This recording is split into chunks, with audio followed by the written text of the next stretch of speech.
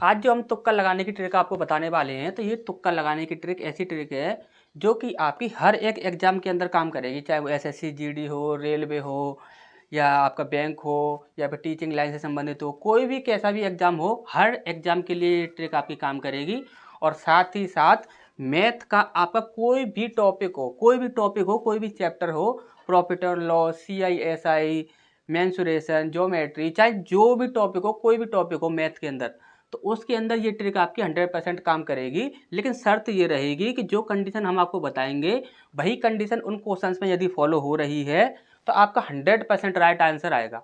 Answer आपका कभी भी गलत नहीं होगा, इस बात की 100% गारंटी रहेगी। अब यहाँ पर आपको एक चीज़ देखनी है, ये ट्रिक काम कैसे करेगी वो चीज़ आप देख लीजिए। सबसे पहले आपको ये देखना है कि आपके क्वेश्चन में आपसे पूछा क्या गया है। तो आप सबसे लास्ट में देखोगे तो यहाँ पर आपको क्या दिख रहा है कि 1 रुपए के सिक्कों की संख्या क्या है। यहाँ पर हमसे क्या पूछा गया है कि 1 रुपए के सिक्कों की संख्या क्या है, ये हमसे यहाँ पर पूछा गया है। ठीक, अब दूसरी चीज़ आपको ये देखनी है कि 1 रुपए के जो सिक्के हैं उनका आपको रेशियो दिया गया है या नहीं। तो यहाँ पर देखिए, यहाँ पर बोला गया है कि सिक्कों का अनुपात 3:8:12:10 है, यानी कि सिक्कों का अनुपात हमें यहाँ पर दिया गया है। तो यानी कि 1 रुपए के सिक्कों का अनुपात कितना होगा, तो 1 रुपए के सिक्कों का अनुपात होगा यहाँ पर हमारा 3। क्यों? क्योंकि यहाँ पर देखिए एक रुपए जो है वो सबसे फर्स्ट नंबर पर है, तो उसका रेशियो भी सबसे फर्स्ट नंबर पर ही होगा।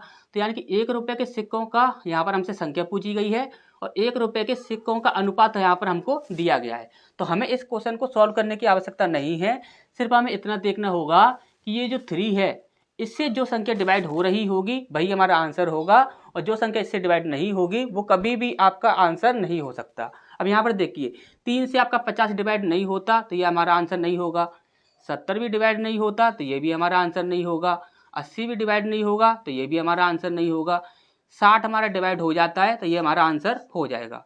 लेकिन यहाँ पर फंसने के चांस कहाँ पर रहते हैं वो हम आपको बता देते हैं। कभी कभी क्या होता है कि 2 ऑप्शन हमें ऐसे मिल जाते हैं, जैसे कि यहाँ पर हमारा 3 है, तो 3 से ऐसी 2 संख्याएं हमें ऐसी मिल जाएंगी, 2 ऑप्शन ऐसे मिल जाएंगे जो कि डिवाइड हो रहे होंगे।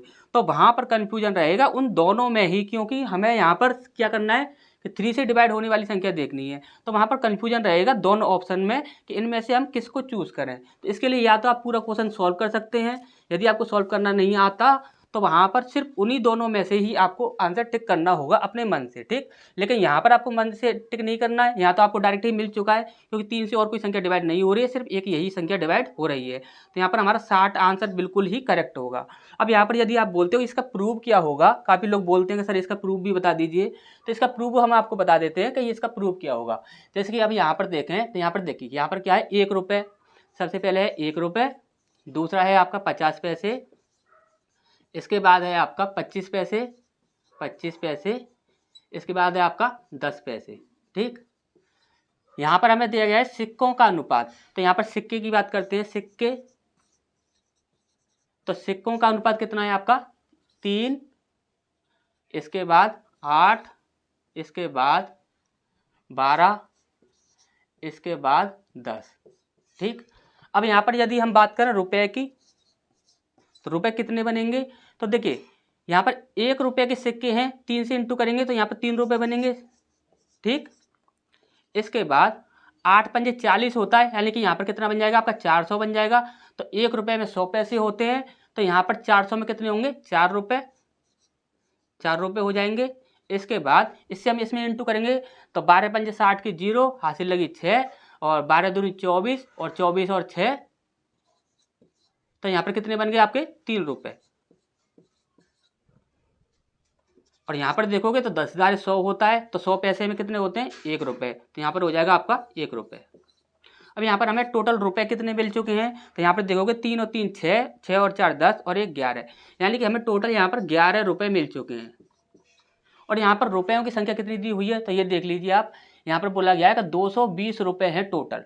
टोटल गुल्लक के अंदर कितने रुपए हैं, देखिए कुल धन बोल रहा है, तो कुल धन का मतलब है कुल रुपए कितने हैं, तो कितने रुपए हैं 220 रुपये। यानी कि यहाँ पर 11x की वैल्यू कितनी है, यहाँ पर 220, तो x की वैल्यू कितनी हो जाएगी, 11 से डिवाइड करेंगे तो 20। ठीक, अब यहाँ पर हमसे पूछा क्या गया था, x की वैल्यू हमें यहाँ पर मिल चुकी है।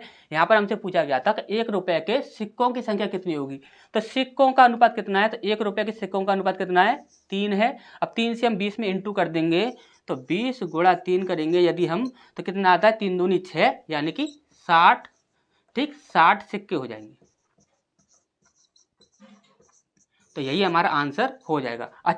यदि आपको ये तुक्का लगाने की ट्रिक हमारी पसंद आ रही हैं तो आप हर एक सब्जेक्ट के लिए, ऐसा नहीं है कि सिर्फ मैथ के लिए मिलेंगी, हिंदी, इंग्लिश, मैथ, रीजनिंग, जितने भी आपके साइंस वगैरह जितने भी आपके सब्जेक्ट होते हैं, सब सब्जेक्ट के लिए तुक्का लगाने की ट्रिक आपको यहाँ पर देखने को मिलेंगी।